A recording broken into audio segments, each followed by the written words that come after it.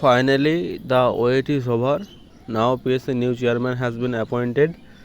আশা করছি এরপর থেকে কাজের গতি এবং পেন্ডিং রেজাল্টের অতি দ্রুত প্রকাশ করা হবে সেই আশাই করা হচ্ছে। তো আজকে দেখতে পাচ্ছ ডেটটা 3 August 2026।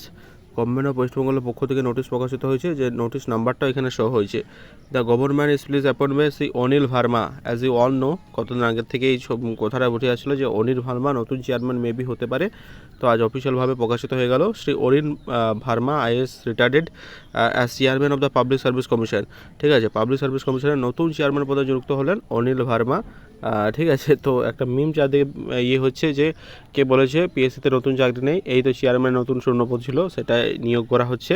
West Bengal in the terms of article 316, আমরা প্রত্যেকে জানি আর্টিকেল 316 যে কনস্টিটিউশন সংবিধানের 316 নম্বর অনুচ্ছেদে আর্টিকেল আগে দেখবে যে চেয়ারম্যান নিয়োগ করতে পারে with the effect of the day on which he takes the charge of the side office. ঠিক আছে, তো সমস্ত দায়িত্ব তাকে দেওয়া হলো এবং তিনি সব দায়িত্ব নিল।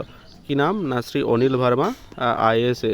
ঠিক আছে, তো এটা এতটা খুশির খবর ঠিকই, কিন্তু খুশির খবর আরও হবে যদি এবারে রিক্রুটমেন্ট এবং নোটিফিকেশানগুলো, ঠিক আছে, যে পুরনো রেজাল্টগুলো এবং নোটিফিকেশানগুলো অতি দ্রুততার সাথে প্রকাশ করা হয়। ঠিক আছে, চিফ সেক্রেটারি এখানে দেখতে হচ্ছে কপি ফরওয়ার্ড নেসেসারি অ্যাকশন, এগুলো আমাদের এতটা প্রয়োজন নেই। মেন বিষয়টা হচ্ছে এই কপিগুলো সমস্ত পাবলিক সার্ভিস কমিশনকে কিন্তু পাঠানো হয়েছে, এটাই আর কি বলা হয়েছে। তো সমস্ত কিছু pay accounts clerk guide file private secretary, ঠিক আছে, chairman public service commission, secretary government Lok Sabha. ঠিক আছে, এবার দেখো এটা হচ্ছে তোমার হচ্ছে ইয়ের থেকে পাঠানো হয়েছে, স্পেশাল সেক্রেটারি সই করা আছে, আর এটা হচ্ছে by the order of the government. ঠিক আছে, গভর্নমেন্ট অর্ডার অনুসারে তাকে কিন্তু নিয়োগ করা হয়েছে 3 আগস্ট 2026 সালে।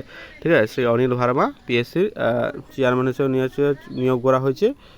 তো আশা করছি এবারে তোমাদের নিয়োগগুলো হবে।